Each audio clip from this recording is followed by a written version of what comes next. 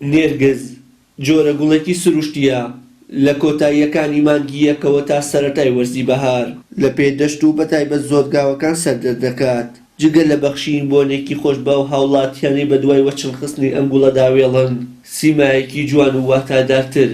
بە سروش دەبەخشێت. وەک دانیشتوانی گوندەکانی سنووری قەزای شارە زۆر ئاماژەی پێدەکەن لە چەند ساڵی ڕابردوودا بەهۆی کەمی ڕێژەی بارانبارین گوڵە نێرگز کەمتر بەدی دەکرا، بەڵام بارانبارینی ئەمساڵ نێرگز بە ڕێژەیەکی بەرچاو لە پێدەشتەکان زیاد کردووە. سەرەتایی پاییزەوە کە باران دای لە عەرز و پەڵەیدا ئەمیش ئەژێتەوە کە وردە وردە، بەڵامیتر هاتینە 21 ئەو سەردەرەکا لە عەرز و دەستەکا بە گوڵکردن و موسمی خۆیەتی تاکو و ئاگری نەورۆز لەولا ئەو بەرە کۆتاییەکی کۆمەڵک دەرمان هەیە ئیسە بۆ دەغڵ بەکارێن گیای گڵاپان لە ناوە بە ئەمیشێکێکە لەو جۆرە ڕووەکانە کە پانە گڵاکەی و ئەیفەوتێنێ زەحمەتێدا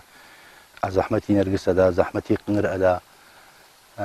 ئەیسووتێنێ نایڵێ زیاو بکە ناڵێ تۆ بکە ئەمانی ڕێژەی تۆیان هەیە لە ئەم شوێنایە ئەمە بەم شێوازە تۆکە لێرا خڕەبێ کە ئەمە سوتا بۆ ساڵی ئایندە تۆوی نابێ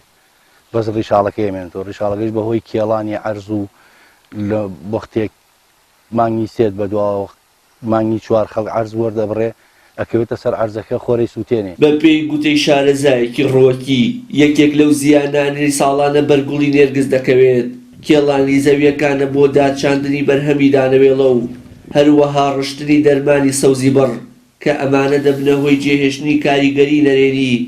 لەسەر بەردەوامین تەمەنی نێرگز. یەکێک لە تایبەتمەندیەکانی نێرگز گواستنەوەی ڕەگەکێتی لە ناوچەیەکەوە بۆ ناوچەیەکی تر ئەگەر ماوەی 2 ڕۆژیش بخایەنێت.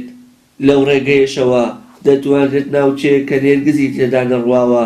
بکرێتە هەوێنێک بۆ بڵاوبوونەوەی ئەو گوڵە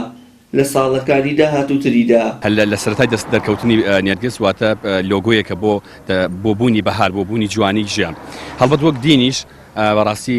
ئەوش پێشێنێکی خۆی هەیە کە پێغەمبەری خوددا وەک لە مێژووە باس دەکرێت کە ئەوە عارەقی پێغەمبەری خوددایەوەتە ئەو بوون و خۆشی و جوانیە لە ئەوە سەرچاوی گرتووە و وەک هەرێمی کوردستانیش وەک کوردیش مێژوویەکی تایبەتی هەیە بەڕاستی کە ئاماژە بۆ ئەکات نێرگز دەستپێکی ساڵی نوێی کوردیە کە لە 21 سێوە بەڕاستی نێرگز ئیتر دوا چڵی خۆی بەرز دەکاتەوە دوا جوانی خۆی بەخشێت و خەڵکێکی زۆریش بەڕاستی هەموو نەخۆشیش وەک لە ئێراندا پێم وابێ لە ماوەی ڕابردووە وەک نەخۆشی بەکار هێناویان نەواتە بەوە نەخۆشیە دەرونیەکان کە ئێمە اختصاسمان دەرونیە و بۆ دەرمان و دەوا و بۆ کۆمەڵشتیش بەکار هێناواتە نێرگز خۆی لە چەند پامێکا بینێتەوە هەموو وەک دین هەموو کۆمەڵایەتی بەڵام وەک دەستپێک پێم وایە لە هەرێمی کوردستانە زیاتر گرنگی پێدراوە و دەستپێکی بەهارە بۆ ساڵی نوێی کوردی. لای بەشێکی زۆری هاوڵاتیان نێرگز گوڵێکی دڵگیر و خۆشەویستە هەر لەبەر ئەوەش زیاتر لە کاتەکانی تر هاوڵاتیان ئاوێتی سروش دەبنەوە بە مەبەستی لە نزیکەوە بینینی گوڵە سپی و زەردەکە و لێکردنەوە و بۆکردنە دیاری ئازیزانیان. وشیار محەممەد کەناڵی ئاسمانی پەیام گوندیکانی هەمزەی سەر بەناحی وەرماوە.